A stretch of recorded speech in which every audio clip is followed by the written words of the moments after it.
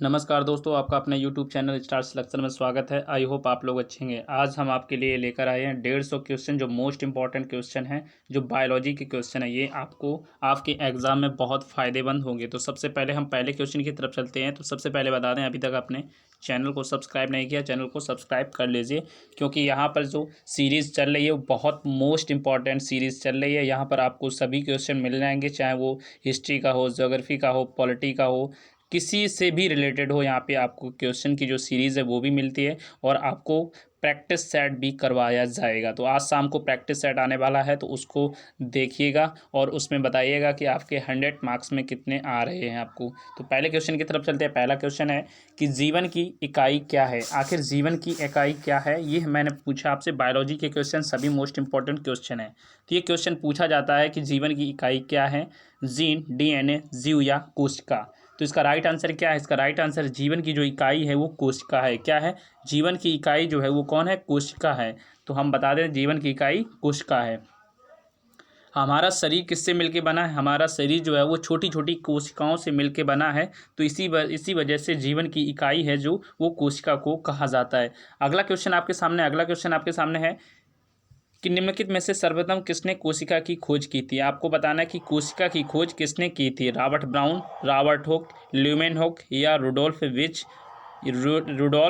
विरचॉप। तो आपको बताना है कि सर्वप्रथम कोशिका की खोज किसने की थी। तो कोशिका की जो खोज की थी वो रॉबर्ट हुक ने की थी। लेकिन यहाँ पे एक पॉइंट आता है कि रॉबर्ट हुक ने कोशिका की खोज की थी, लेकिन उन्होंने मृत कोशिका की खोज की थी 1665 में। कब? 1665 में। मैं आपको डेट बता देता हूँ। 1665 में उन्होंने मृत कोशिका की खोज की थी। लेकिन जीवित कोशिका की खोज किसने की थी? तो जीवित कोशिका की पूछा जाए आपसे, तो जीवित कोशिका की खोज जो वो ल्यूमेनहॉक ने की थी। लेकिन इस क्वेश्चन के हिसाब से जो राइट आंसर है वो है रॉबर्ट हुक। लेकिन जीवित कोशिका की किसने? ल्यूमेनहॉक ने। कब? 1676 में खोज की थी ल्यूमेनहॉक ने। और लेकिन जो कोशिका की खोज सबसे पहले वो रॉबर्ट हुक ने 1665 में की थी।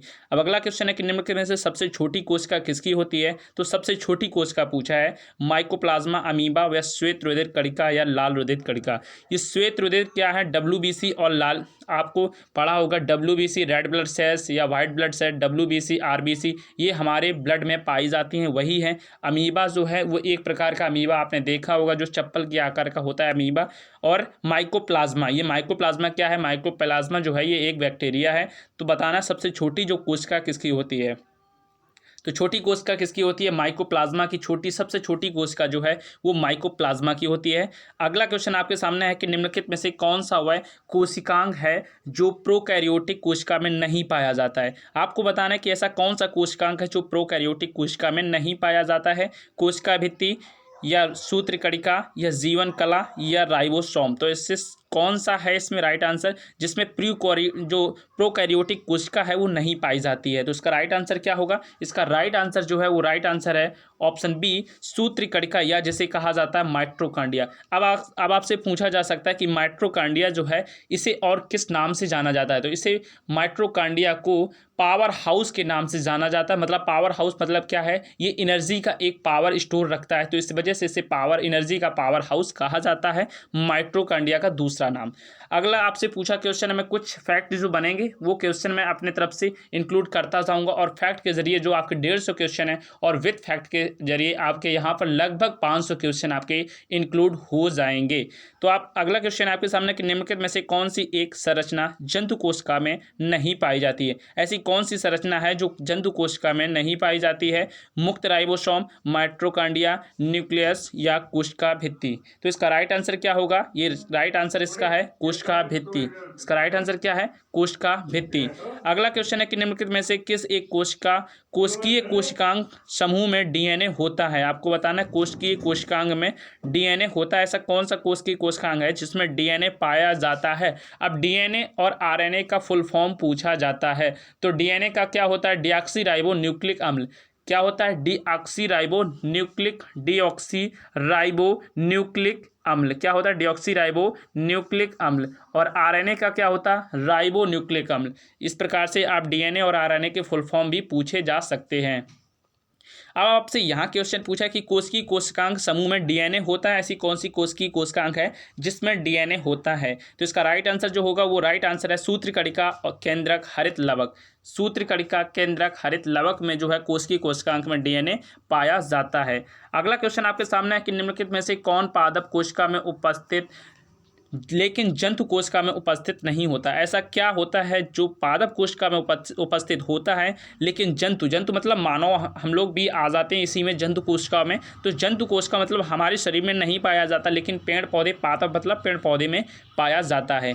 तो क्या पाया जाता है? माइटोकॉन्ड्रियम, गोल्जी काय, गुणसूत्र, लवक एवं कोशिका भित्ति एवं राइसोसोम। तो इसका राइट आंसर क्या होगा जल्दी से बताइए। हमारे शरीर में माइटोकॉन्ड्रिया पाया जाता है। मैंने अभी जस्ट बताया कि माइटोकॉन्ड्रिया को एनर्जी का पावर हाउस कहा जाता है। तो ये राइट आंसर फर्स्ट वाला तो गलत हो जाएगा। उसका सेकंड गुणसूत्र, क्या हमारे में गुणसूत्र नहीं पाए जाते? गुणसूत्र पाए जाते हैं, जिसमें से 23 या 23 प्लस XY और 23XX होते हैं, ये गुणसूत्र हमारे शरीर में पाए जाते हैं। तो ये भी गलत हो जाएगा, बी ऑप्शन भी गलत हो जाएगा। उसके बाद कोशिका भित्ति एवं लाइसोसोम भी पाया जाता है। 70-80S का जो लाइसोसोम है वो हमारे शरीर में पाया जाता है। और पादप में भी लाइसोसोम पाया जाता है। पादप में कितना? पादप में 70S का लाइसोसोम, जबकि हमारे शरीर में 80S का लाइसोसोम पाया जाता है। तो लाइसोसोम जो वो थर्ड वाला गलत, गुणसूत्र भी गलत, माइटोकॉन्ड्रिया गलत। तो ये क्या हुआ? लवक एवं कोशिका भित्ति जो है वो सिर्फ पादप कोशिका में पाया जाता है। हमारे शरीर में लवक और कोशिका भित्ति नहीं पाई जाती है। अगला क्वेश्चन आपके सामने जस्ट नीचे की साइड है क्वेश्चन कि निम्नलिखित में से कौन सा एक सही है? यहाँ पे लिखा है प्रोकैरियोटिक कोशिका में नाभिक होता है। नाभिक मतलब न्यूक्लियस मतलब केंद्रक उपस्थित होता है क्या प्रोकैरियोटिक में? उसके बाद अगला क्वेश्चन आपसे पूछा है कि वनस्पति और जंतु दोनों ही कोशिकाओं में कोशिका कला होती है। प्रोकैरियोटिक कोशिका में माइटोकॉन्ड्रिया और क्लोरोप्लास्ट नहीं पाया जाता है। अगला क्वेश्चन है कि राइबोसोम केवल प्रोकैरियोटिक कोशिकाओं में पाया जाता है। तो पहला वाला तो सही है, प्रोकैरियोटिक कोशिका में नाभिक पाया जाता है, दिस इज करेक्ट। ये है, इसमें से एक कौन सा एक सही है? सॉरी, ये प्रोकैरियोटिक कोशिका में नाभिक नहीं पाया जाता, जबकि यूकैरियोटिक में कोशिका जो है वो पाया जाता है, नाभिक न्यूक्लियस पाया जाता है। तो इसका राइट आंसर क्या होगा? राइट आंसर बी, वनस्पति और जंतु दोनों ही कोशिकाओं में कोशिका कला जो होती है, कोशिका भित्ति बोली जाती है, उसे वो पाई जाती है। अगला क्वेश्चन आपके सामने चलते हैं। अगला क्वेश्चन 9th क्वेश्चन की तरफ चलते हैं। अगला क्वेश्चन है कि झिल्ली युक्त कोशिकीय अंग हैं। झिल्ली युक्त जिसमें झिल्ली पाई जाती है, ऐसी कौन सी कोशिकाएं हैं आपको बताना है जिसमें झिल्ली पाई जाती है? केंद्रक, राइबोसोम, माइटोकॉन्ड्रिया। आपको जल्दी से बताना है इसमें से कौन कोशिकीय अंग है जिसमें से तीनों में कोशिकीय झिल्ली पाई जाती है। तो ऐसा कौन सा है जल्दी से बताना है आपको। यहाँ पे कुछ क्वेश्चन हैं जो कट गए हैं। क्वेश्चन यहाँ पे देख पा रहे हैं आपके 8th के बाद तुरंत यहाँ पे 16 आ चुका है, तो यहाँ पे कुछ क्वेश्चन कट गए, मैं वो लास्ट में उनको इंक्लूड करने की कोशिश करूंगा। ये बताना है आपको 16 नंबर क्वेश्चन है, आपको बताना है कि यहाँ पे कोशिकीय जो झिल्ली युक्त कोशिकीय अंग कौन सा होता है। तो इसका राइट आंसर क्या होगा जल्दी से बताइए। केंद्रक, राइबोसोम, माइटोकॉन्ड्रिया, गुणसूत्र, राइबोसोम और एंडोप्लाज्मिड या एंडोप्लाज्मिड रेटिकुलम या राइबोसोम और केंद्रक, लाइसोसोम, गोल्जी उपकरण और माइटोकॉन्ड्रिया। देखो माइटोकॉन्ड्रिया में तो पाया जाता है राइबोसोम में जल्दी से बताइए। राइबोसोम में नहीं, लाइसोसोम में पाया। केंद्रक में भी पाया जाता है लेकिन राइसोसोम में नहीं। तो यहाँ पे राइसोसोम वाले हैं तो सभी कट जाएंगे, ये तीनों कट जाएंगे। उसके बाद राइट आंसर कौन सा बचेगा? ये डी ऑप्शन जो है ये बिल्कुल करेक्ट हो जाएगा, क्योंकि यहाँ पे लाइसोसोम, गोल्जी का है और माइटोकॉन्ड्रिया तीनों में कोशिका झिल्ली पाई जाती है। कोशिका झिल्ली युक्त कोशिकांग पाया जाता है। अगला आपके सामने क्वेश्चन है कि विभिन्न, यहाँ पे बताना है, यहाँ पे कुछ क्वेश्चन दिए गए हैं, यहाँ पे फर्स्ट, सेकंड, थर्ड, फोर्थ करके दिए गए हैं। यहाँ पे बताना कौन सा ऑप्शन सही होगा। विभिन्न कोशिकीय के आकार अलग अलग होते हैं। निम्नलिखित कोशिकीय को उनके आकार के बढ़ते हुए क्रम, मतलब किसका सबसे छोटा आकार, फिर बड़ा आकार, फिर बड़ा आकार, इस प्रकार के बढ़ते हुए क्रम में जब सबसे बड़ा आकार आपको सबसे लास्ट में लगाना है। तो आपको पता होगा शुतुरमुर्ग का जो आकार होता है वो 170 शायद ऐसे ही कुछ करीब होता है, 177 और 60 के कुछ करीब होता है ऐसे ही अप्रॉक्स में। तो आपको जो शुतुरमुर्ग का अंडा होता है वो उसका जो कोशिका होता है वो सबसे बड़ा होता है, तो 2 तो लास्ट में आएगा। अब 2 लास्ट में आएगा तो आपको चारों ऑप्शन में से यहाँ पे देखना है कि आखिर 2 किस में है। 2 इसमें भी नहीं है, इसमें भी नहीं है और इसमें भी नहीं है, तो आप आसानी से यहाँ पे लगा सकते। क्वेश्चन को आप कट करना ज़्यादा सीखिए और क्वेश्चन यहाँ पे खोजने की कोशिश कीजिए। तो यहाँ पे सेकंड सिर्फ फर्स्ट में ही है, तो राइट आंसर कौन सा हो जाएगा, फर्स्ट में। मतलब पहले कौन सा आएगा, पहले आएगा माइकोप्लाज्मा, जिसे बैक्टीरिया कहा जाता है। मैंने अभी इसका क्वेश्चन पहले ही करवा चुका हूँ, माइकोप्लाज्मा। उसके बाद 4th नंबर में आएगा जीवाणु। जीवाणु के बाद यहाँ पे आएगा 3rd नंबर पे मानव की लाल, मतलब आरबीसी, जिसे क्या कहा जाता है, आरबीसी। उसके बाद आएगा शुतुरमुर्ग के अंडे की। ये तो 17 क्वेश्चन हो चुके हैं। अगला क्वेश्चन है कि पादप कोशिका भित्ति बनी होती है। जो पादप कोशिका भित्ति होती है, मैंने अभी अगला क्वेश्चन इसके जस्ट ऊपर एक क्वेश्चन था कि आखिर पादप कोशिका में कोशिका भित्ति होती है या नहीं होती है, ये भी क्वेश्चन था। तो इसमें पादप कोशिका में जो कोशिका भित्ति होती है वो किसकी बनी होती है, प्रोटीन की, मंड की, वसा की या सेलुलोज की। तो प्रोटीन की नहीं होती है, ना ही मंड की होती है, ना ही वसा की होती है, तो ये किसकी होती है, सेलुलोज की। ये बहुत फेवरेट क्वेश्चन है, ये आरआरबी का बहुत फेवरेट क्वेश्चन है। ये बहुत बार पूछा जा चुका है कि पादप कोशिका भित्ति है वो किसकी बनी होती है, तो पादप कोशिका भित्ति जो है वो सेलुलोज की बनी होती है। अगला क्वेश्चन आपसे पूछा है, अगला क्वेश्चन है कि जंतु कोशिका में निम्न में से क्या अनुपस्थित रहता है। मतलब जंतु कोशिका, जैसे हम मानव हैं, मानव में ऐसी कौन सी कोशिका जो अनुपस्थित रहती है, सेलुलोज की कोशिका भित्ति, आपको बताना सेलुलोज की कोशिका भित्ति कौन, या केंद्रक या माइटोकॉन्ड्रिया, या उपयुक्त में से कोई नहीं। देखो केंद्रक हमारे शरीर में होता है, माइटोकॉन्ड्रिया भी होता है। मैंने अभी जस्ट बताया था कि माइटोकॉन्ड्रिया को एनर्जी और पावर हाउस कहा जाता है, तो ये केंद्रक भी है, माइटोकॉन्ड्रिया भी, सेलुलोज। अभी जस्ट ऊपर आपको पादप कोशिका में भित्ति क्या, सेलुलोज होता है। सेलुलोज किसमें होता है, पादप कोशिका में सेलुलोज की कोशिका भित्ति का जो बनावट है वो सेलुलोज की बनी होती है। तो इस वजह से इसका राइट आंसर क्या हो जाएगा, इसका राइट आंसर जो है वो ए राइट आंसर है। अगला क्वेश्चन है 20 क्वेश्चन है कि दो समस्त कोशिकाओं की प्राथमिक भित्तियों को जोड़ने वाली आंतरिक परत को क्या कहते हैं। जो आंतरिक परत होती है, दो कोशिकाओं को मिलाने वाली आंतरिक जो परत होती है, आखिर उसको क्या कहा जाता है। शुद्ध भाषा में आप यहाँ से समझ लीजिए। तो इसका राइट आंसर क्या है, इसका राइट जो आंसर है वो प्लाज्मोडेस्माटा है। क्या है इसका राइट आंसर, क्या हो जाएगा, plasmodesmata. A is the right answer. ये थोड़ा क्वेश्चन हार्ड हो जाएगा। अगला क्वेश्चन आपके सामने है कि निम्नलिखित पोषकों में से कौन सा एक पौधों की कोशिका भित्ति का एक संरचनात्मक घटक है। संरचनात्मक घटक ऐसा कौन सा है जो कोशिकाओं के, पौधों की कोशिका भित्ति का एक संरचनात्मक घटक है। तो इसमें राइट आंसर क्या हो जाएगा, जल्दी से बताइए। Manganese, potassium, calcium, phosphorus. तो इसका राइट आंसर क्या हो जाएगा, सबसे मेन घटक क्या है, आखिर पौधों का घटक क्या है। तो पौधों का घटक जो है वो एक कैल्शियम है। क्या है, calcium is the right answer. D is the correct answer. अगला क्वेश्चन है कि अधिकांश कवकों में कोशिका भित्ति मुख्यतः निर्मित होती है। कवकों में किसकी कोशिका भित्ति बनी होती है। अभी मैंने पूछा था, अभी सेलुलोज का आया था, तो सेलुलोज तो कट जाएगा क्योंकि सेलुलोज की जो कोशिका भित्ति है वो पादप की बनी होती है। पादप की जो कोशिका होती है जो उनकी किसकी बनी होती है, सेलुलोज की बनी होती है। उसके बाद काइपेंड, लिपिड, वसा। प्रोटीन की हम लोगों की बनी होती है, मानव की, और लिपिड होगा नहीं, तो क्या बचा, सिर्फ ऑप्शन बचा बी, काइटिन की बनी होती है। कवकों की जो कोशिका भित्ति होती है वो किसकी बनी होती है, वो काइटिन की बनी होती है। अगला क्वेश्चन है कि पादप कोशिका भित्ति बनी होती है, पादप की जो कोशिका भित्ति है वो किसकी बनी होती है, तो ये सेलुलोज की बनी होती है। इतना तो पता है, तो सेलुलोज होना चाहिए। सेलुलोज फर्स्ट वाले में क्या है, फर्स्ट वाले में नहीं है, तो फर्स्ट तो ऑप्शन गलत हो जाएगा। उसके बाद देखिए यहाँ पे सेलुलोज है क्या, इसमें सेकंड वाले में, इसमें भी सेलुलोज नहीं है, ये भी गलत हो जाएगा। इसके बाद लिग्निन, हेल्यूमिन, स्पैट जो सेलुलोज ये भी है, इसमें भी सेलुलोज है। तो आखिर इसमें 2 और 3 मतलब 50, अगर नहीं भी पता है, अगर थोड़ा भी पता है तो 50% अब यहाँ पे आता है कि आखिर 50% यहाँ पे सी में लगाएं या डी में लगाएं। तो ज़्यादातर मेरे हिसाब से ज़्यादातर प्योरिटी जो देना वो सबसे पहले वाले को देना। तो इसमें पहला कौन आ रहा है, इसमें पहला आ रहा है सी, तो लिग्नेट या हेमिसलोस या पैक्टिन सेलुलोज। तो ये किसकी बनी होती है, इन चीज़ों की बनी होती है। ये थोड़ा सा डीप क्वेश्चन आ चुका है। अगला क्वेश्चन आपके सामने है कि यूकैरियोटिक कोशिका में प्लाज्मा झिल्ली किससे बनी होती है। ये आपको बताना है, यूकैरियोटिक कोशिका में प्लाज्मा जो झिल्ली है वो किसकी बनी होती है, फास्फोलिपिड से, लिपोप्रोटीन से, या फास्फोलिया प्रोटीन से, या फास्फोप्रोटीन से। आपको बताना है इसमें से किसकी बनी होती है, यूकैरियोटिक जो कोशिका है वो किसकी बनी होती है। तो ये यूकैरियोटिक जो कोशिका है वो किसकी बनी होती है, इसे जल्दी से बताइए। तो इसका राइट आंसर हो जाएगा फास्फोफिलियोप्रोटीन से बनी होती है। सी इज द करेक्ट आंसर हो जाएगा। क्या हो जाएगा, सी करेक्ट हो जाएगा। अगला कि जैविक झिल्लियों के लिए तरल मोज़ेक मॉडल प्रतिपादन किसने किया था। जैविक जो झिल्ली है उसके लिए तरल मॉडल जो है वो किसने प्रतिपादित किया था, आपको बताना है। तो इसका राइट आंसर क्या हो जाएगा, इसका राइट आंसर हो जाएगा सिंगर और निकोलसन के। सिंगर और निकोलसन ने ये जो कोशिका झिल्ली का जो मॉडल था वो दिया था सिंगर और निकोलसन ने। तो A is the correct answer हो जाएगा। अगला क्वेश्चन आपके सामने, अगला क्वेश्चन है कि कोशिका कला वर्णात्मकता परागम होती है। इसमें कुछ ऑप्शन आपको यहाँ पे दिए गए हैं, आप क्वेश्चन को ध्यान से पढ़ने की कोशिश कीजिए। तो यहाँ पे बोला है कि कोशिका कला वर्णात्मकता परागम होती है क्योंकि यह वर्णित जैव अणुओं से बनी होती है। यह उच्चतर सांद्रता वाले क्षेत्र में निरंतर सांद्रता वाले क्षेत्र की ओर कुछ पदार्थों का अभिगमन नहीं होने देती। जैव अणुओं का संकलन केवल विशिष्ट सांद्रता पर होता है।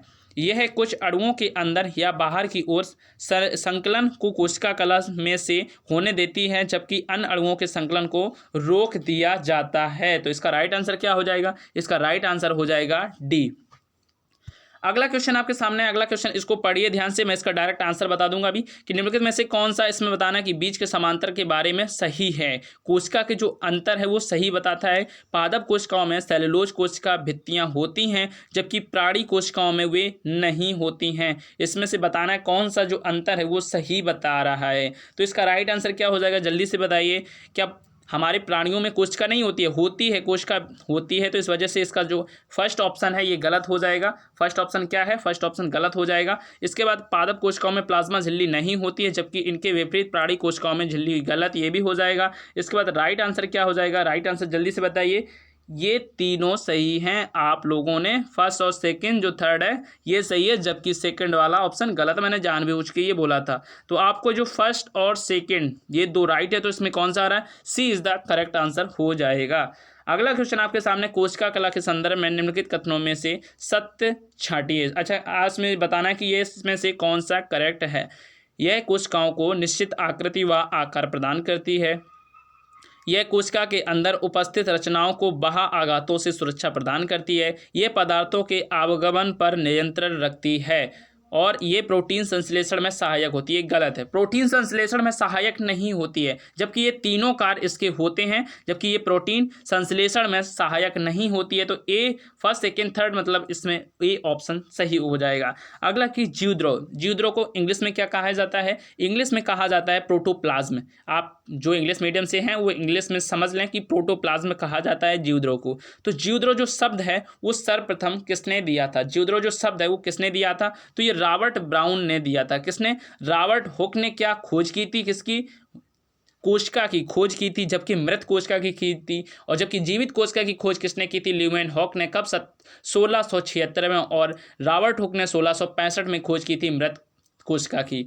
अगला क्वेश्चन आपके साथ, तो इसका राइट आंसर क्या हो जाएगा, प्रोटोप्लाज्म या जीवद्रव का सर्वप्रथम प्रयोग किसने किया था, रॉबर्ट ब्राउन ने। अगला कि जीवद्रव जीवन का भौतिक आधार है, यह मत किसने दिया था, जीवद्रव जीवन का भौतिक आधार है, यह जो कथन है ये किसने कहा था, हेक्सले ने, मेलपिली ने, रॉबर्ट हुक ने या पास्चर ने। तो इसका राइट आंसर क्या हो जाएगा, इसका राइट आंसर हो जाएगा हेक्सले ने। किसने, हेक्सले ने यह कहा था कि जीवद्रव जो है, प्रोटोप्लाज्म जो है वो जीवन का एक भौतिक आधार है। रॉबर्ट हुक ने, मैंने फिर से आपको बार बार मैं रिपीट कर रहा हूँ क्योंकि आपको याद हो जाए, तो रॉबर्ट हुक ने क्या किया था, रॉबर्ट हुक ने कोशिका की खोज की थी, मृत कोशिका की खोज की थी, जबकि जीवित कोशिका की ल्यूमेनहॉक ने की थी। तो पास्चर ने पास्चुराइज जो है वो नियम दिया था, और मैकबिली ने, इनका पता नहीं हमें, आपको पता हो तो आप हमें कमेंट करके जरूर बताइए। अगला है कि जीवन का भौतिक आधार है, जीवन का जो भौतिक आधार है वह क्या है, जल्दी से बताइए।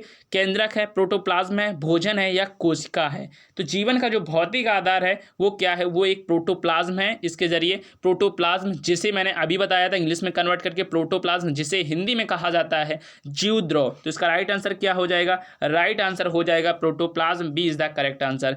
अगला है कि जीवद्रव का कोलाइडल वाद प्रस्तुत करने वाले वैज्ञानिक थे। जीवद्रव का जो कोलाइडल वाद है वो प्रस्तुत किसने किया था, आपको बताना है। ऑप्शन आपके सामने है कि फिशर और हार्डी, मैक्सवेल या हेक्सले या अल्टमान। तो इसका राइट आंसर क्या हो जाएगा, फिशर एवं हार्डी ने यह स्टार्ट किया था, फिशर एवं हार्डी ने। अगला कि कोशिका का जीवित अंश जीव द्रव प्रोटोप्लाज्म कहलाता है, यह किसने सबसे पहले बताया था, ये बताना है आपको। तो इसका राइट आंसर क्या हो जाएगा? राइट आंसर हो जाएगा, अगला क्वेश्चन है कि जीव द्रव का कोलाइडल वाद प्रस्तुत किसने किया। थोड़ा सा मिस्टेक हो गई, चलो कोई सॉरी इसके लिए। आपको बताना, अगला क्वेश्चन आपके सामने है कि जीव द्रव का कोलाइडल वाद प्रस्तुत करने वाले वैज्ञानिक कौन थे। तो इसका राइट आंसर मैंने बता चुका हूँ, फिशर एवं हार्डी थे। अगला 33 क्वेश्चन है कि कोशिका का जीवित अंश जीव द्रव प्रोटोप्लाज्म कहलाता है, यह किससे बना होता है, ये बताना यह किसका बना होता है। कोशिका का जीवित अंश जो प्रोटोप्लाज्म है, किसका बना होता है। आपको सीधे सीधे क्वेश्चन ये बन रहा है कि प्रोटोप्लाज्म जो है वो जीवद्रव जो है ये किसका बना होता है, आपको ये बताना है। तो ये केवल कोशिका द्रव या साइटोप्लाज्म का होता है, जीव या कोशिका द्रव या केंद्र द्रव का। इसका राइट आंसर मैं बता देता हूँ, इसका राइट आंसर जो है वो ऑप्शन डी, कोशिका द्रव, केंद्रक द्रव और अन्य कोशिकांग से बना होता है। तो D is the correct answer. अगला क्वेश्चन आपके सामने, कोशिका द्रव का वह भाग जिसमें कोशिकांग उपस्थित नहीं होता है। ऐसा कौन सा कोशिका का भाग होता है जिसमें कोशिका उपस्थित नहीं होती है? केंद्रक द्रव, रसधानी या साइटोसाल या इनमें से कोई नहीं। तो इसका राइट आंसर जो हो जाएगा वो राइट आंसर हो जाएगा साइटोसाल। साइटोसाल में कोशिका नहीं पाई जाती है, साइटोसाल में कोशिका जो है वो नहीं पाई जाती है। अगला क्वेश्चन आपके सामने आ चुका है सॉरी इसके अगला कि निम्नलिखित में से कौन से अणु केंद्रक से कोशिका द्रव में गति करते हैं। ऐसे कौन से अणु हैं वो केंद्रक से कोशिका द्रव में गति करते हैं? ग्लाइकोजन, आरएनए, डीएनए या कोलेस्ट्रॉल। तो ऐसा क्या होता है अणु, जो ऐसे क्या मतलब ऐसी कौन सी चीज़ होती है जो केंद्रक जो है वो कोशिका द्रव से गति करती है? तो इसका राइट आंसर जो हो जाएगा, इसका राइट आंसर है ऑप्शन बी, आरएनए। आरएनए का मैंने फुल फॉर्म बताया था, क्या बताया था आपको कमेंट बॉक्स में बताना है। मैं सबसे पहले आरएनए का फुल फॉर्म बता चुका हूँ, तो आपको ये कमेंट बॉक्स में जरूर बताना है। अगला क्वेश्चन है कि किसी कोशिका की विभिन्न प्रकार की क्रियाओं का मुख्य स्थल क्या होता है। कोशिका की जो प्रमुख क्रियाएं हैं वो आखिर मुख्य स्थल क्या होता है? जीवद्रव कला, माइटोकॉन्ड्रिया, कोशिका द्रव या केंद्रक। तो इसका राइट आंसर क्या हो जाएगा? इसका राइट आंसर है कोशिका द्रव। कोशिका द्रव जो है यह विभिन्न क्रियाओं का मुख्य स्थल होता है। अगला कि कोशिका केंद्रक की खोज किसने की थी? कोशिका जो न्यूक्लियस इंग्लिश में समझ लीजिए, न्यूक्लियस कोशिका या यहाँ से कोशिका केंद्रक की जो खोज है वो किसने की थी? तो कोशिका केंद्रक की खोज किसने की थी? रॉबर्ट ब्राउन ने कोशिका केंद्रक की खोज की थी। अगला कि डीएनए कोशिका के में से रूप से संग्रहित होता है। जो डीएनए है वो कोशिका के किस रूप में संग्रहित होता है, आपको बताना है। गोल्जी संरचना है, कोशिका द्रव, प्लाज्मा झिल्ली या नाभिक। तो डीएनए किसके रूप में संचित होता है, संग्रहित होता है, इकट्ठा होता है, ये क्वेश्चन का मतलब है। तो बताइए, जल्दी से बताइए। तो इसका राइट आंसर हो जाएगा नाभिक के रूप में। किसके रूप में? नाभिक के रूप में संग्रहित होता है। किसके रूप में? नाभिक के रूप में संग्रहित होता है। तो इसका right answer D is the correct answer.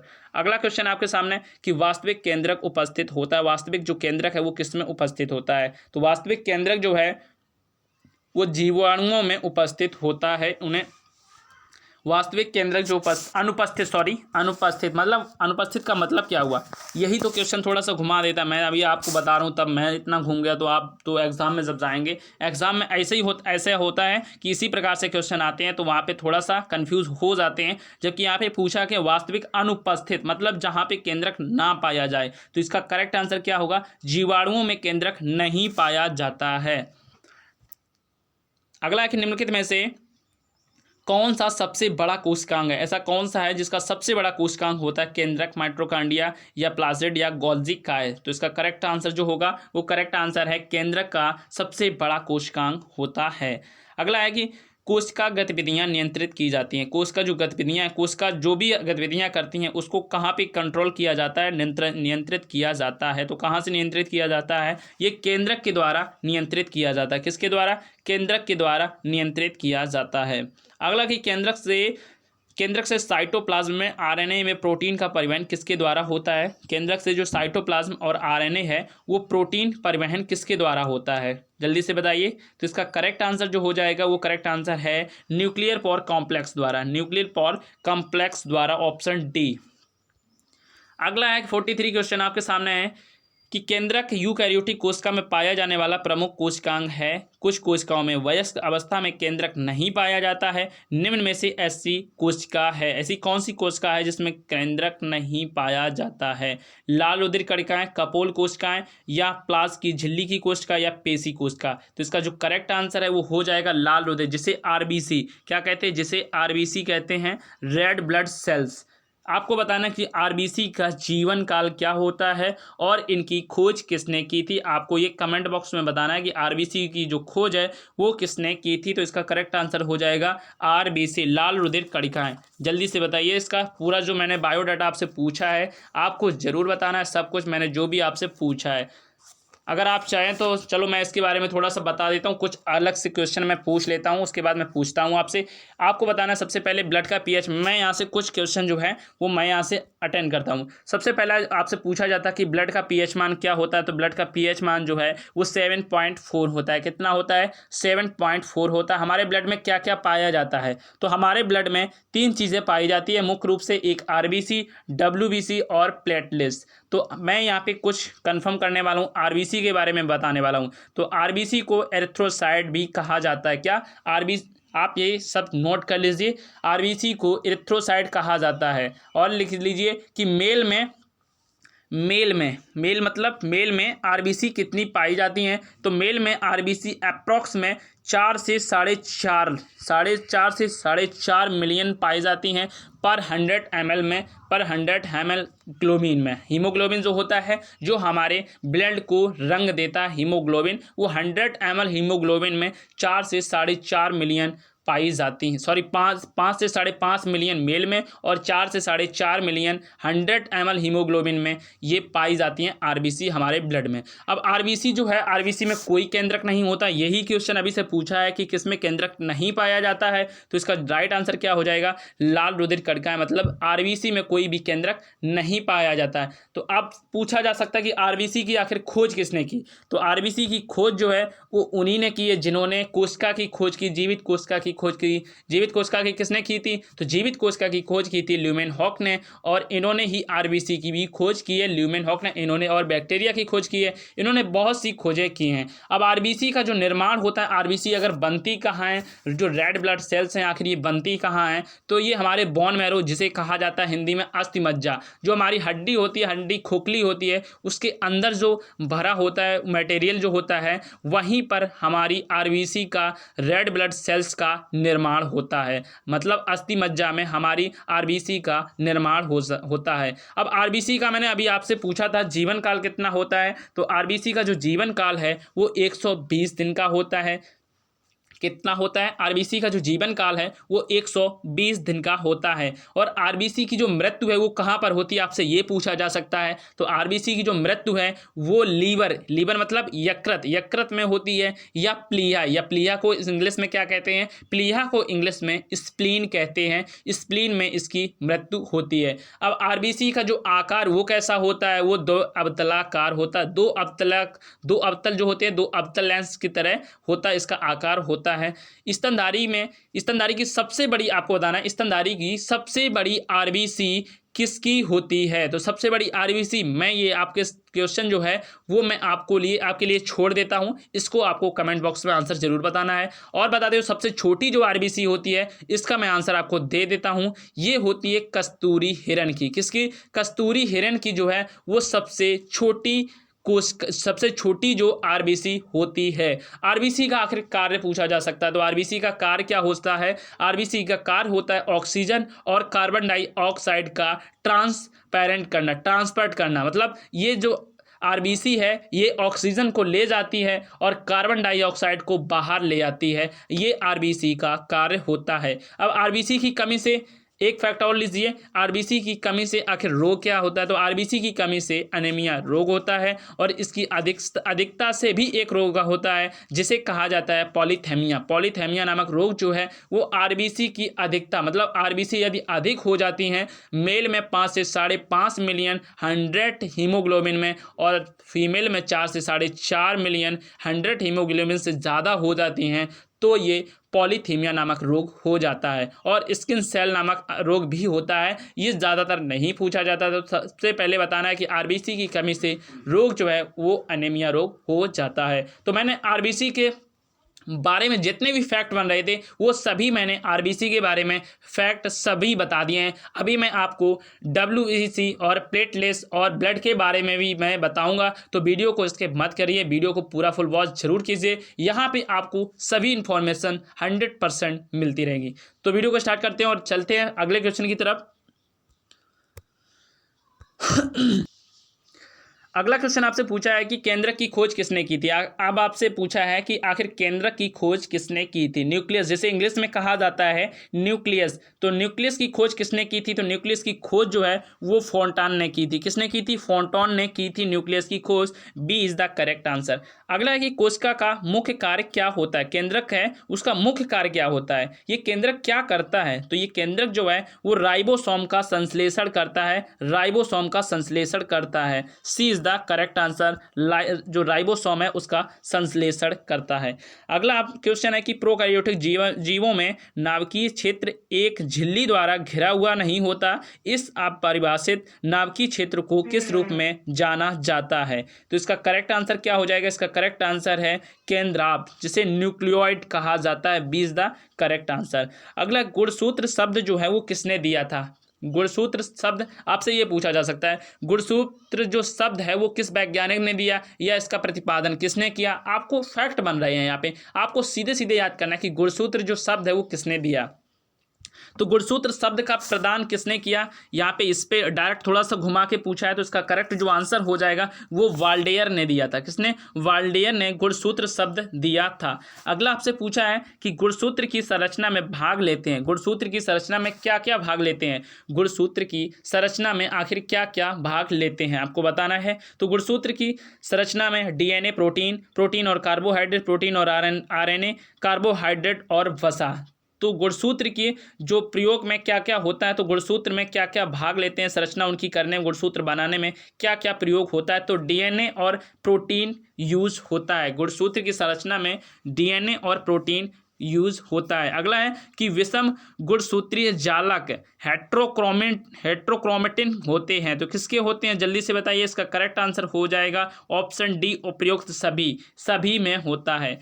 अगला आपसे पूछा क्वेश्चन कि ई कोलाई एवं ई कोलाई क्या है, आपसे ये पूछा जा सकता। तो ई कोलाई एक बैक्टीरिया है। क्या है? एक बैक्टीरिया है। ई कोलाई एवं अन्य प्रोकैरियोटिक कोशिकाओं में वास्तविक केंद्रक सामान्यतः अनुपस्थित होता है। अब कथन था ये, अब कारण पूछे, अब कारण ये पढ़िए। कारण बोला है कि प्रोकैरियोटिक कोशिका में असंगठित केंद्रक कला रहित केंद्रक पाया जाता है। कला रहित का मतलब कला के साथ, केंद्रक असंगठित केंद्रक जो है वो न्यूक्लियस के साथ में पाया जाता है, ये कारण का कहना है। तो इसमें करेक्ट आंसर क्या हो जाएगा?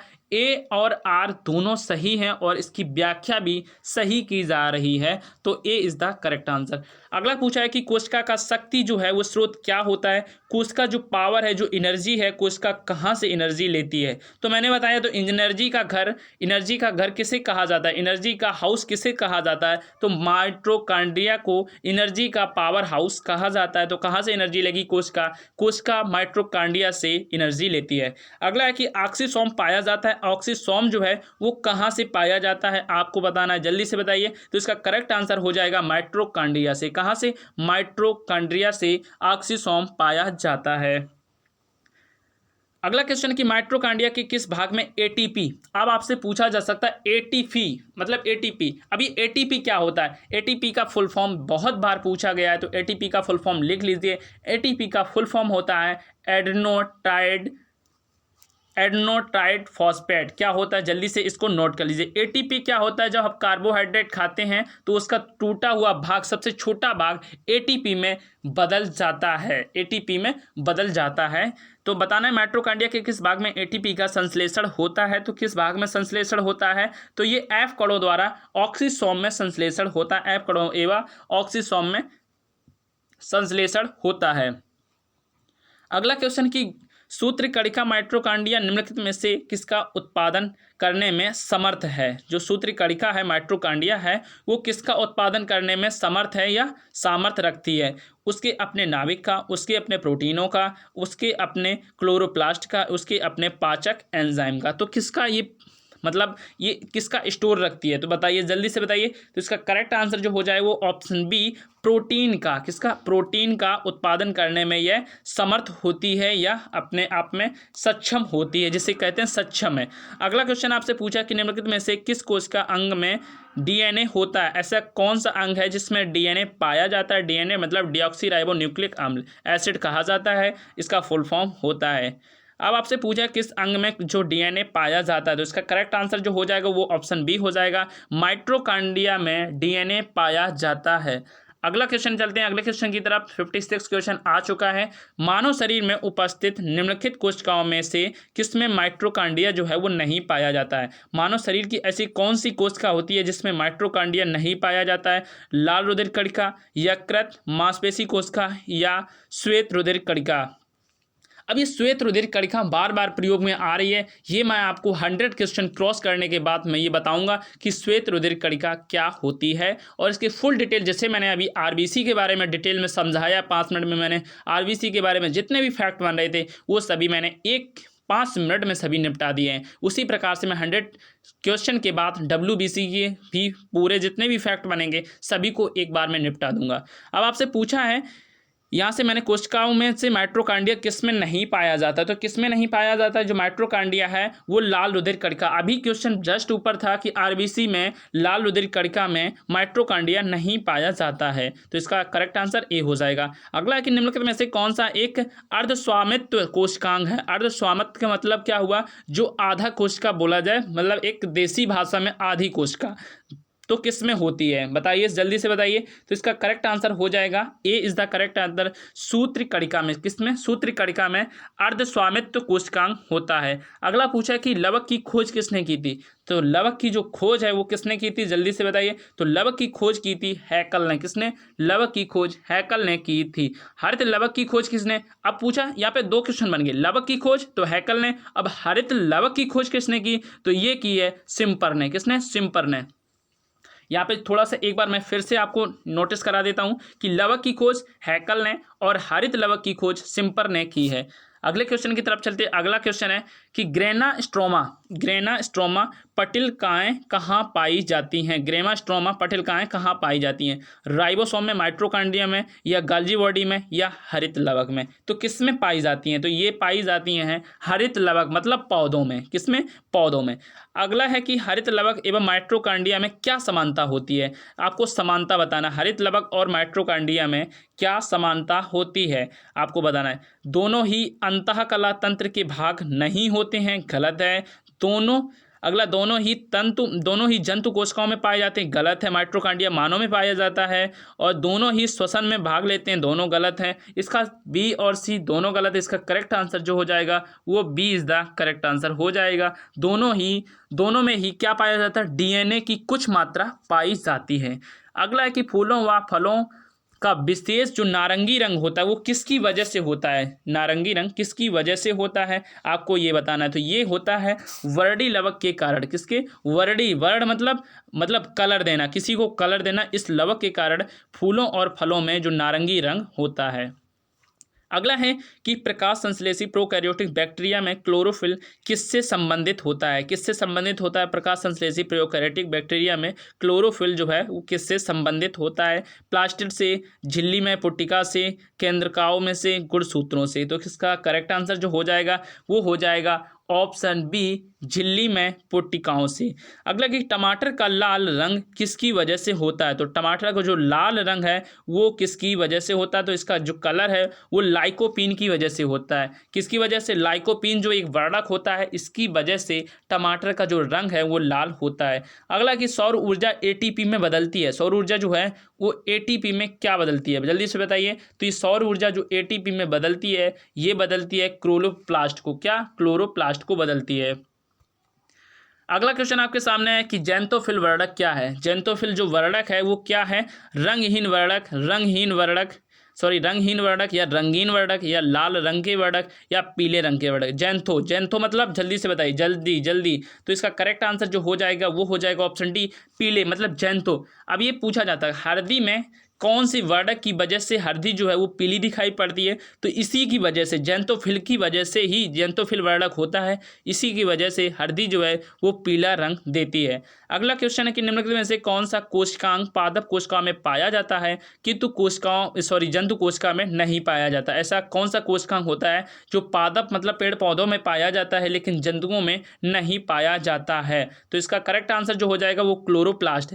क्या क्लोरोप्लास्ट पाया जाता है, जबकि जंतु कोशिकाओं में ये क्लोरोप्लास्ट है वो नहीं पाया जाता है। अगला है कि प्रोटीन संश्लेषण में निम्न कोशिकांगों में से किनकी भूमिका जो है वो सबसे अधिक महत्वपूर्ण होती है। तो इसका करेक्ट आंसर जो हो जाएगा वो करेक्ट आंसर है अंतःप्रद्रवंती जालिका और राइबोसोम। क्या? अंतःप्रद्रवी जालिका और राइबोसोम। अगला क्वेश्चन आपके सामने 69 क्वेश्चन आपके सामने आ चुका है। अगला है कि कड़की अंतर्द्वयी जालिका अकड़कीय अंतर्प्रद्युति जालिका से भिन्न होती है, किसकी वजह से भिन्न होती है? तो ये भिन्न जो होती है वो सतह पर राइबोसोम के रखने की वजह से यह भिन्न दिखाई पड़ती है। अगला कि निम्न में से कौन लिपिड और स्टेरॉयड के कोशिकाओं में निर्माण और परिवहन से संबंधित रहती है? लिपिड और स्टेरॉयड कोशिका में परिवहन और निर्माण में क्या संबंधित होता है, ये आपको बताना है। इसका करेक्ट आंसर जो हो जाएगा वो चिकनी अंतःप्रद्युति जालिका पाई जाती है। क्या? चिकनी अंतःप्रद्युति जालिका जो है वो पाई जाती है। अगला कि निम्नलिखित में से कौन सा कार्य चिकनी अंतर्द्वाविक जालिका द्वारा संपन्न नहीं होता है? तो ऐसा कौन सा कार्य जो है वो चिकनी अंतर्द्वावी जालिका द्वारा संपन्न नहीं किया जाता है? इसका करेक्ट आंसर जो हो जाएगा वो हो जाएगा द्रवों का अभिगमन। द्रवों का अभिगमन द्वारा नहीं किया जा सकता है।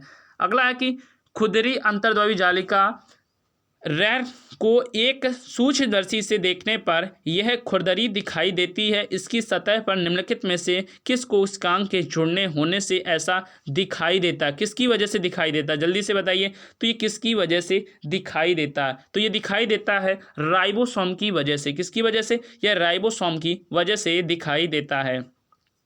अगला है कि चिकनी अंतर्प्रद्रवी जालिका क्षय के अनुपूरक कार्यों में से एक कार्य क्या है? जल्दी से बताइए।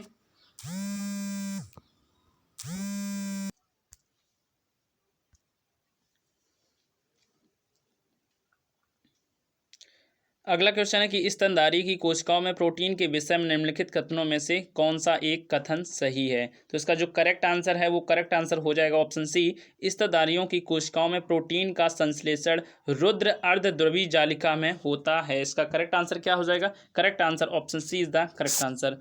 अगला क्वेश्चन है कि कोशिका का ट्रैफिक पुलिस किसे कहा जाता है? मतलब कोशिका का ट्रैफिक पुलिस का मतलब वो क्या हुआ, जैसे आप कहीं से गाड़ी से जाते हैं तो आपको ट्रैफिक पुलिस रोकती है, आपसे सभी के बारे में पूछती है, आपके गाड़ी के जो कागज़ होते हैं उनके बारे में पूछती है। तो इसी प्रकार से कोशिका का एक ट्रैफिक पुलिस होता है, वो किसे कहा जाता है? तो माइटोकॉन्ड्रिया को क्या कहा जाता है? माइटोकॉन्ड्रिया को कोशिका का पावर हाउस कहा जाता है, तो इसे कहा जाता है, जल्दी से बताइए। तो इसका करेक्ट आंसर जो हो जाएगा वो गोल्जी बॉडी को कहा जाता है। यह कोशिका का ट्रैफिक पुलिस कहा जाता है, किसे? गोल्जी बॉडी को। अगला कि पादकों में डिक्टियोसोम के नाम से एक प्रसिद्ध कोशिकांग क्या है? पादकों में डिक्टियोसोम के नाम से प्रसिद्ध जो कोशिकांग है वो कौन सा कोशिकांग है? तो इसका करेक्ट आंसर क्या हो जाएगा? Golgi body. क्या? Golgi body. अगला कि गोल्जी काय का प्रमुख कार्य क्या है? गोल्जी काय का प्रमुख कार्य क्या है? तो गोल्जी काय का जो प्रमुख कार्य है वो स्रावण है। क्या? स्रावण जो है वो गोल्जी काय का प्रमुख कारण है। अगला है कि गोल्जी बॉडी निम्नलिखित में से संचरित होती है, किस रूप में संचरित की जाती है? गोल्जी काय किस रूप में संचरित होती है? तो ये होती है सिस्टर्नी या ट्यूबुलस या वैक्यूलस। किसके रूप में? यहाँ से नोट कर लीजिए। अगला है कि गोल्जी बॉडी की एक महत्वपूर्ण भूमिका किसके बनने पर होती है? जल्दी से बताइए। गोल्जी बॉडी की एक महत्वपूर्ण भूमिका है वो किसके बनने पर होती है? किसके बनने पर होती है? ये ग्लाइकोप्रोटीन या ग्लाइकोलिपिड या वसाओं के रूप में बनती है। किसके रूप में? मैंने ग्लाइकोप्रोटीन या ग्लाइकोलिपिड या वसाओं के रूप में महत्वपूर्ण भूमिका निभाती है। अगला आपके सामने क्वेश्चन है कि एंट्रोमेम्ब्रेन या भित्तिका जिसे कहा जाता है तंत्र किससे बनता है, ये किससे बनता है, जल्दी से बताइए। तो ये जो बनता है वो गोल्जी बॉडी, अंतःप्रद्रवी जालिका एवं लाइसोसोम से बनती है। 3 चीज़ों से मिलकर बनती है। अगला क्वेश्चन आपके सामने है कि निम्नलिखित में से कौन सी संरचना और प्रकार्य का एक सही युग्म नहीं है। आपको बताना है इसमें से ऑप्शन दिए गए हैं कौन सा युग्म जो है वो सही नहीं है। तो इसका करेक्ट आंसर हो जाएगा, इसका करेक्ट आंसर जो है वो correct answer option A Golgi complex एवं दीर्घ कणिका का टूटना। क्या गोल्जी कॉम्प्लेक्स दीर्घ कणिका का टूटना, ये करेक्ट हो जाएगा। ये एक जो कार्य है ये नहीं है। अगला पूछा है क्वेश्चन कि लाइसोसोम की खोज किसने की, लाइसोसोम की खोज किसने की। तो लाइसोसोम की जो खोज है वह डी डुबे ने की है। किसने, डी डुबे ने, मतलब डुबा दिया लाइसोसोम को। इस प्रकार से याद सकते हैं, याद करने की कोशिश कर सकते हैं कि डी डुबे ने लाइसोसोम को डुबा दिया। तो डी डुबे ने लाइसोसोम की खोज की।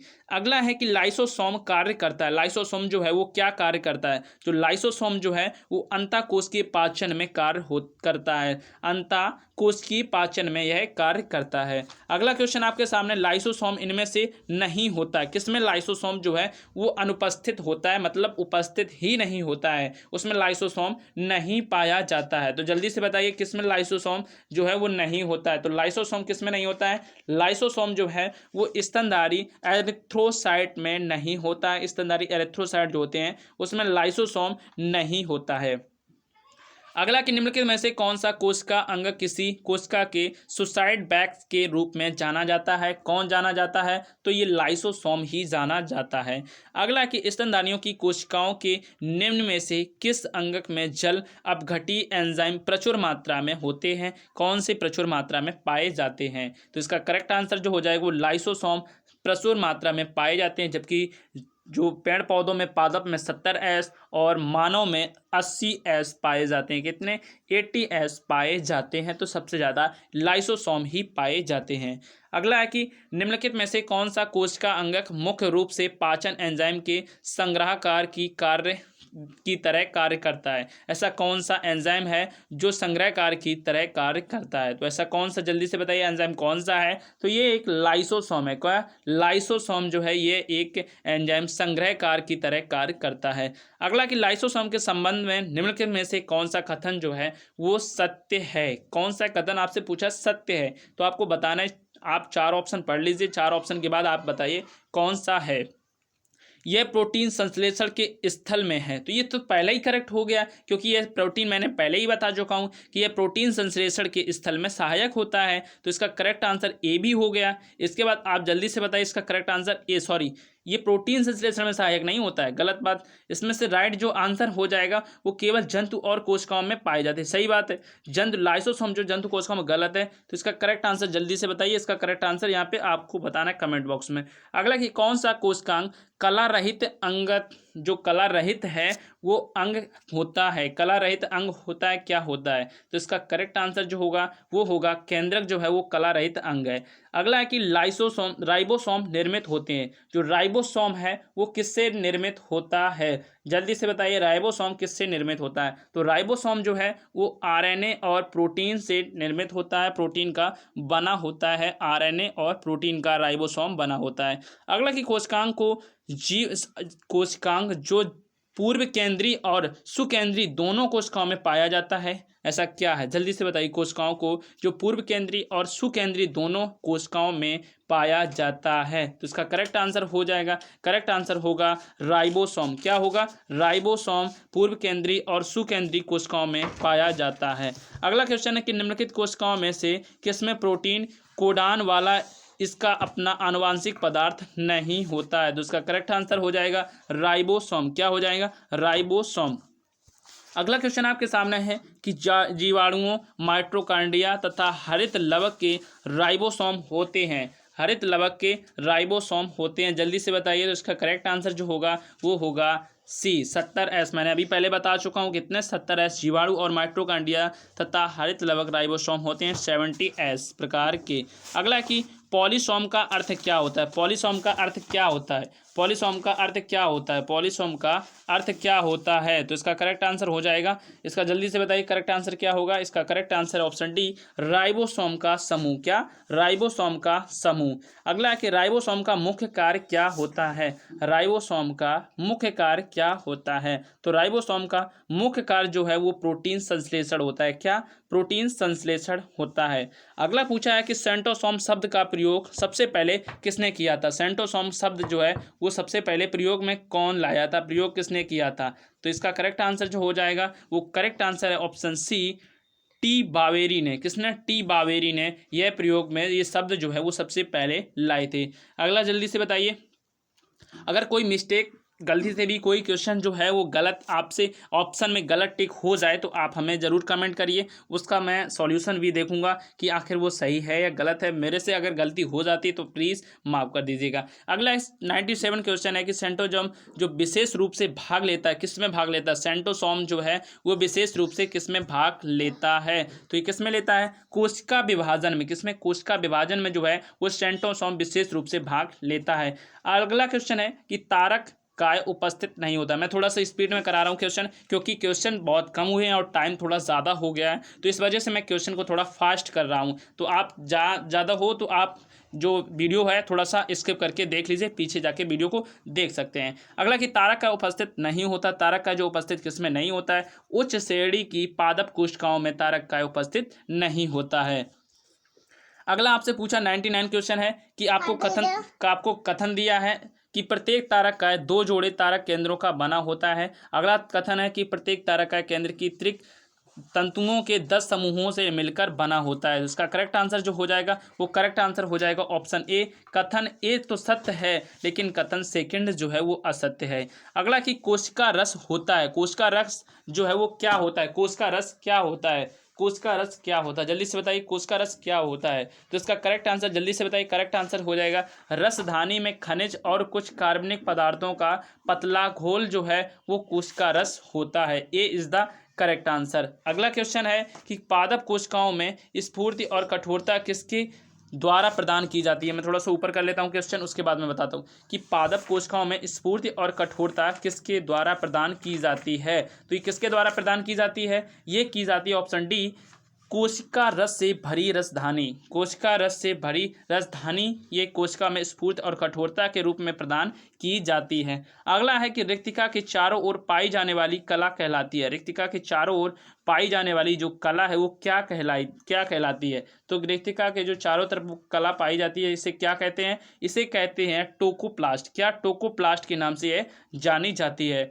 अगला है कि निम्नलिखित में से किसमें उत्सर्जन हेतु संकुचनशील रिक्तिका पाई जाती है? किसमें संकुचनशील जो है वो रिक्तिका पाई जाती है? जल्दी से बताइए। तो इसका करेक्ट आंसर हो जाएगा ये अमीबा में पाई जाती है। किसमें संकुचन जो है वो रिक्तिका पाई जाती है? ये अमीबा में पाई जाती है। अगला क्वेश्चन है कि एक कोश की जीवों की स्थिति में अतिरिक्त अधिक या जल और अपशिष्ट को निष्कासित करने में निम्नलिखित में से कौन सा कोश का अंग एक भूमिका निभा सकता है? ऐसा कौन सा अंग है जो भूमिका निभा सकता है? तो इसका करेक्ट आंसर जो हो जाएगा, इसका करेक्ट आंसर ऑप्शन बी, धानी। धानी जिसे रसधानी के नाम से, वैक्यूल के नाम से जानते हैं, इंग्लिश में से वैक्यूल कहते हैं। अगला कि 9+2 प्रणाली पाई जाती है। ये 9+2 प्रणाली जो है वो किस में पाई जाती है?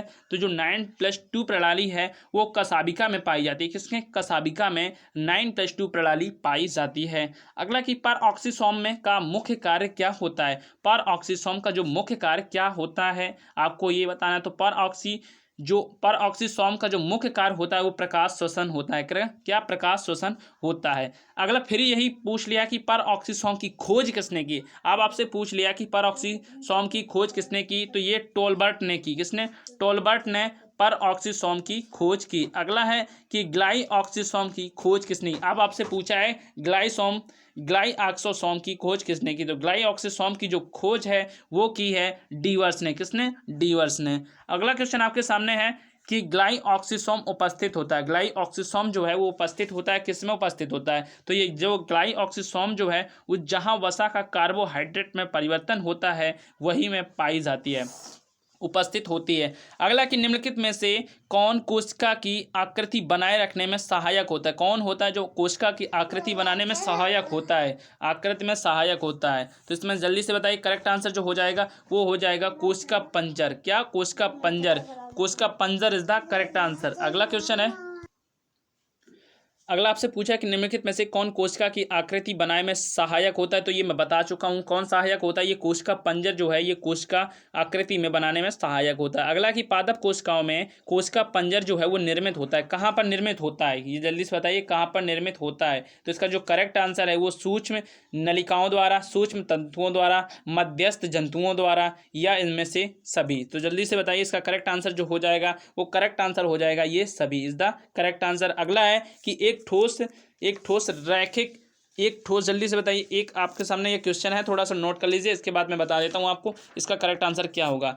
ये आपको पूछा है कि एक ठोस रैखिक साइटोपंजर जिसका व्यास 9 नैनोमीटर है और उनका एकल प्रकार का, ये आपको क्वेश्चन आपको खुद से करना है। अगला है क्वेश्चन यहाँ पे सुमेलित करना, ये आप नोट कर लीजिए, ये भी सुमेलित करना है, ये भी इसका स्क्रीनशॉट ले लीजिए, ये भी सुमेलित करना है, इसका स्क्रीनशॉट ले लीजिए, ये भी सुमेलित करना है। ये कुछ क्वेश्चन जो है ये सुमेलित करने, आपको ये स्क्रीनशॉट ले लेने हैं और ये सुमेलित करके आपको कमेंट बॉक्स में बताना है। अगला है कि असूत्री कोशिका विभाजन होता है। जो असूत्री कोशिका जो है वो विभाजन होता है कहाँ पर? जीवाणु मृत कोशिका में या सुकेंद्रीय यूकैरियोटिक कोशिका में। जल्दी से बताइए इसका करेक्ट जो आंसर हो जाएगा, इसका करेक्ट आंसर 118, इसका जो करेक्ट आंसर है वो option C is the correct answer, पूर्व केंद्रीय प्रोकैरियोटिक कोशिका में। अगला है कि जो कोशिकाएं विभाजित नहीं हो रही हैं वे किस अवस्था में हो सकती हैं? जो कोशिकाएं विभाजित नहीं हो रही हैं वो किस अवस्था में पाई जाती हैं? तो वो जो पाई जाती हैं आपको जल्दी से बताना है। इसका करेक्ट जो आंसर है वो G0 प्रावस्था में पाई जाती हैं। अगला है कि ये थोड़े से क्वेश्चन हैं, यहाँ पे थोड़े से डीप क्वेश्चन है, यहाँ पे नोट कर लीजिए। मैं सभी के क्वेश्चन आप थोड़ा सा मैंने आपको बताया था, यहाँ पे और 2-4-10 क्वेश्चन कर लेते हैं, उसके बाद मैं बताता हूँ कि निम्नलिखित में से सूत्री विभाजन, जो सूत्री विभाजन है, सूत्री विभाजन वो किस पर डिनोट करता है? तो ये सूत्री विभाजन जो वो, इसका करेक्ट आंसर जो हो जाएगा वो प्याज के मूलार्ग में, किसके? प्याज के मूलार्ग में होता है। अब अगला क्वेश्चन आपसे पूछा है, अगला कि कोशिका विभाजन की प्रथम अवस्था क्या होती है? कोशिका जब विभाजन होती है तो इसकी प्रथम अवस्था को क्या कहा जाता है? पूर्व अवस्था, मध्यावस्था, अंतावस्था या पश्चावस्था? तो इसका करेक्ट जो आंसर हो जाएगा, ये करेक्ट आंसर हो जाएगा पूर्वावस्था कहा जाता है। क्या? पूर्वावस्था कहा जाता है। अगला कि सूत्री विभाजन में गुणसूत्र बिंदु का विभाजन होता है। गुणसूत्र में, गुणसूत्री विभाजन का गुणसूत्र बिंदु क्या होता है? तो उसका जो विभाजन का गुणसूत्र होता है यह होता है ऑप्शन बी, मध्यावस्था। क्या होता है? मध्यावस्था। अगला कि क्षतिग्रस्त ऊतक की वृद्धि का मरम्मत में क्या शामिल होता है? क्षतिग्रस्त जो ऊतक होता है उसकी मरम्मत करने में क्या क्या सहायक होता है? इसका करेक्ट जो आंसर हो जाएगा वो ऑप्शन ए, केवल सूत्री कणिका विभाजन होती है। केवल सूत्री जो कणिका है वही विभाजन होती है। अगला कि समसूत्री विभाजन माइटोसिस में सबसे छोटी अवस्था होती है। तो ये किसकी अवस्था होती है? यह होती है मध्यावस्था की। अगला कि प्राणी के जीवन इतिहास में समसूत्री विभाजन का कार्य निम्न है। प्राणी के जीवन इतिहास में जो समसूत्री विभाजन का जो कार्य है वो क्या है? तो इसका विभाजन का जो कार्य है वो जल्दी से बताएं। इसका करेक्ट जो आंसर हो जाएगा ऑप्शन डी, उपयुक्त सभी। ये सभी कार्य इसके होते हैं, ये इसके सभी कार्य होते हैं। अगला कि गुणसूत्रों की रचना किस अवस्था में साफ दिखाई पड़ती है? किस अवस्था में साफ दिखाई पड़ती है? तो ये किस अवस्था में साफ दिखाई पड़ती है? यह दिखाई पड़ती है मध्यावस्था में। अब मैं थोड़ा सा आपको बता दूं कि मैंने आपसे कहा था कि मैं आपको WBC के बारे में बताने वाला हूं, जिसे कहा जाता है वाइट ब्लड सेल्स, मतलब सफ़ेद रुधिर कणिकाएं। अब इसके बारे में मैं थोड़ा सा फैक्ट बता देता हूँ। इसको एक नाम और से कहा जाता है ल्यूकोसाइट। क्या? ल्यूकोसाइट के नाम से WBC को जाना जाता है। अब WBC जो है मेरे शरीर में कितनी पाई जाएंगी? लाल रुधिर कणिकाएं जो थी RBC थी वो मेल में 5 से 5.5 मिलियन प्रति 100 हीमोग्लोबिन, या और फीमेल में कितनी थी? 4 से 4.5 मिलियन प्रति 100 हीमोग्लोबिन। लेकिन इनकी जो संख्या होती है वो 8 से 10 हज़ार प्रति 100 हीमोग्लोबिन में पाई जाती है WBC। अब आपका इसका रेशियो पूछ सकता है कि WBC और RBC का रेशियो क्या होता है? तो इनका रेशियो जो होता है वो आप नोट कर लीजिए, 600 और 1 का इनका रेशियो होता है। ये RBC होती हैं और इधर वाली WBC होती हैं। तो इस प्रकार से इनका रेशियो होता है। अब आपसे पूछा है कि डब्ल्यूबीसी का जो निर्माण है वो कहाँ होता है। डब्ल्यूबीसी का भी निर्माण जो है वो अस्थमज्जा बोन मैरो में होता है। आखिर बोन मैरो क्या होता है ये मैंने आपको डीप में समझा दिया, पहले ही समझा चुका हूँ। अब आपसे पूछा जाता है कि डब्ल्यूबीसी का जीवन काल क्या होता है। तो डब्ल्यूबीसी का जो जीवन काल है वो 2 से 4 दिन का होता है। कितना? 2 से 4 दिन का होता है। और आरबीसी का कितना? 120 दिन का होता था। इनका पुनः निर्माण होता है। यही तो एक मेन पॉइंट है कि पुनः निर्माण होने वाली कौन सी कणिकाएं होती हैं, कौन सी कोशिकाएं होती हैं। तो ये सिर्फ डब्ल्यूबीसी होती हैं। डब्ल्यूबीसी में केंद्रक पाया जाता है, डब्ल्यूबीसी में केंद्रक पाया जाता है, जबकि आरबीसी में केंद्रक नहीं पाया जाता है। अगला कि आरबीसी का आकार जो है वो अनिश्चित होता है। आरबीसी को लड़ने वाली मतलब सक्षम, मतलब हमें जो बैक्टीरिया आते हैं बाहर से उनसे लड़ने की एनर्जी देता है, उनसे लड़ने का डब्ल्यूबीसी कार्य करता है। डब्ल्यूबीसी के जो कार्य होते हैं, 2 कार्य होते हैं। डब्ल्यूबीसी की कमी, अब आपसे पूछा जा सकता है कि डब्ल्यूबीसी की कमी से कौन सा रोग होता है। तो डब्ल्यूबीसी की कमी से जो है वो ल्यूकोपीनिया नामक रोग हो जाता है, जबकि आरबीसी की कमी से कौन सा रोग होता है? पॉलीथीमिया नामक रोग हो रहा था। अब आपसे प्रतिरोधक क्षमता लड़ती है और डब्ल्यूबीसी की जो अधिकतक से डब्ल्यूबीसी की यदि अधिकता हो जाएगी 8 से 10 हज़ार है, यदि आगे ये जाके 40-50 हज़ार हो जाए तो इसके जो रोग है इससे हो जाता है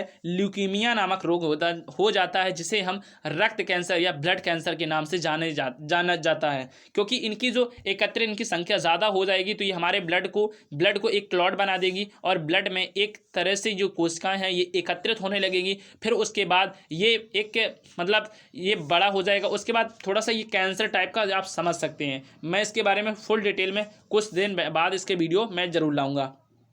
उसके बाद आपसे पूछा जाता है, इस प्रकार से मैंने आपको बता दिया, यह जो डब्ल्यूबीसी है यह डब्ल्यूबीसी एचआईवी एड्स जो होता है उसकी संख्या को कम करती हैं। एचआईवी जो एड्स वायरस होता है उसकी संख्या को कम करती हैं। अब आपसे पूछ रहे, अब आपके मन में आया होगा कि एचआईवी एड्स इसका फुल फॉर्म क्या होता है। तो इसका जो फुल फॉर्म है वो होता है ह्यूमन इम्यूनो वायरस। क्या होता है?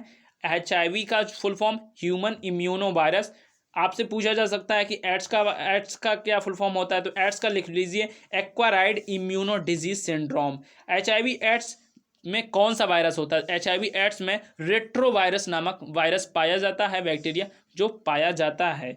अब आपसे पूछ सकता है कि इनके कारण आप जानते होंगे, इसका जो टेस्ट होता है, जो एचआईवी का जो टेस्ट होता है ये आखिर है कि नहीं है। तो इसका जो टेस्ट होता है उसे कहा जाता है इलाइजा नामक टेस्ट होता है। तो आपको मैंने फुल डिटेल में ये वीडियो समझा दिया है। और भी कोई आपके मन में शंका है, कोई आपके मन में क्वेश्चन बन रहा है तो वो आप हमें कमेंट करिए, हम उसका ज़रूर से ज़रूर रिप्लाई देंगे। और आगे आने वाली जो सीरीज़ है, अभी तक जितने भी एनटीपीसी के एग्ज़ाम हुए हैं शुरू से और मैं जनवरी तक जितने भी एग्ज़ाम हुए सभी एग्ज़ाम के जितने भी क्वेश्चन आए हैं जीएस से बनते हैं, लगभग आप नोट करिए तो जाके 1400 मतलब 1400 जाके क्वेश्चन बनते हैं। तो 1400 क्वेश्चन मैं आपको एक वीडियो में प्रोवाइड करने वाला हूं, तो उसका भी वेट कीजिए और वो वीडियो मैं जल्दी लाने वाला हूं। तो आपको बताना है ये 1400 क्वेश्चन की जो सीरीज़ है और जो ये सीरीज़ चल रही है ये आपको सीरीज़ कैसी लग रही है। सीरीज़ अच्छी लगी तो कमेंट जरूर करें और एक लाइक ज़रूर कर दें, और चैनल पर नए आए हों तो चैनल को सब्सक्राइब कर लें। इसी के साथ दोस्तों, जय हिंद, जय भारत।